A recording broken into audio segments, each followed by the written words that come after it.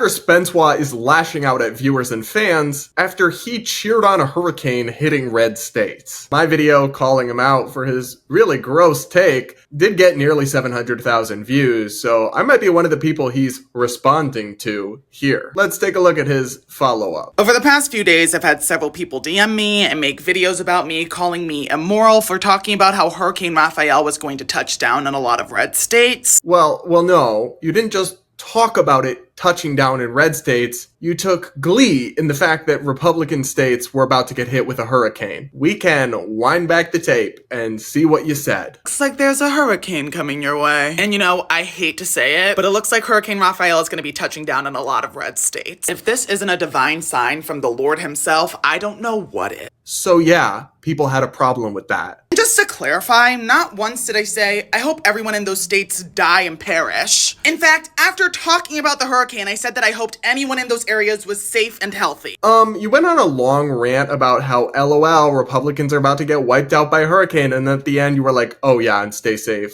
I don't think that really cancels out wishing ill on people, even as a joke. Just if you throw in some disclaimer at the end that you clearly don't mean. However, having people making videos and DMing me about my morals, when a vast majority of those people voted for a convicted felon and rapist, is crazy to me. Oh my god, not this again. They do know morality is not relative. You can't excuse your own misdeeds by pointing to other people's worse or other misdeeds or immorality. Think about it like this. Say a country's military drops a bomb on a daycare, and that country responds by dropping a bomb on a smaller daycare with fewer kids in it. They can't defend their actions by saying, well, you guys dropped a much bigger bomb on a much bigger daycare. You're still evil. Like, this is not how morality works, babe. Maybe don't enter the political conversation if you can't even get these 101 concepts. To put things into perspective for everyone calling me immoral, here's a list of things the man you voted into office has done.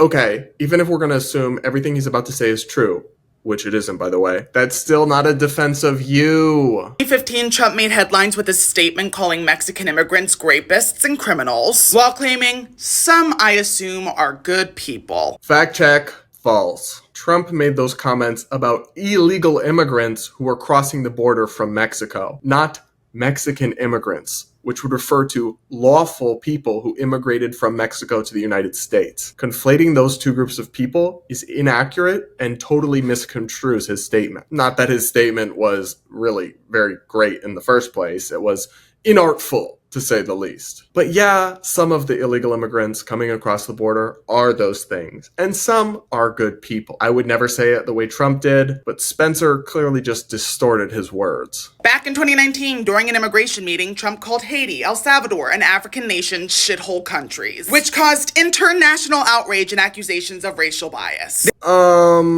It is not the fault of the Haitian people, really. I mean, there's a lot of complex history there. But anyone who knows anything about Haiti knows that it's not a delightful place. And describing it as Trump did is crass and offensive and inartful, but it's not necessarily inaccurate or motivated by racial animus. There was a leaked video from 2005 of Trump having a conversation making lewd comments about women, including his infamous phrase, grab him by the pussy, which he later dismissed as locker room talk. I do think Trump's comments in that Billy Bush tape from those years ago, the Access Hollywood one, are really grotesque. But unfortunately, I mean, people decided a long time ago that character is not important to them in a president. I wish it weren't that way, but that just is the way that it is. And people have more concerns and they vote based on policies that impact millions of people, not the individual morality of one man. I don't think outside of his true dieharders, even most Trump voters would tell you, yeah, he's a stand-up guy who always says good things. They wouldn't. They made a calculation that they think he can solve America's problems better, and they overlooked a lot of personal shortcomings in doing so. You might not agree with that calculation, but it is what it is, and they definitely didn't endorse everything he said over the years. And again, what does any of this have to do with you wishing natural disasters on states where 51+% of people voted differently than you? So I'm not going to go through his whole list of his parade of horribles about Trump. Some of them are valid critiques and valid issues that things that Trump has actually said or done. Some of them are more distortions and misportrayals or outright fabrications. But regardless, None of it is a defense of you, Spencer. You're not taking any accountability or looking in the mirror or reflecting on your horrifying comments and your lack of empathy and compassion for your fellow Americans at all. You're just deflecting and doing whataboutism. That is the opposite of logical thinking or argument. And worst of all, he even seems to realize that that's what he's doing. Obviously, two wrongs don't make a right. I'm glad you see that. But then why did you just spend 2.5 minutes trying to justify your wrong by citing a bunch of someone else's wrongs? Consistency, my dude. That's all we're asking for. I understand why people were upset with me based off of my Hurricane Raphael commentary, and for that, I'm sorry. But if you're gonna go out of your way to hold me accountable over a comment I made about a potential hurricane, you should also hold the man you voted into office accountable for all the horrible shit he's done. That feels like one of those I'm sorries where you're not actually sorry at all. And clearly you don't actually realize that two wrongs don't make a right because you acknowledged that, but then went immediately back to your whataboutism in the first place. Ugh,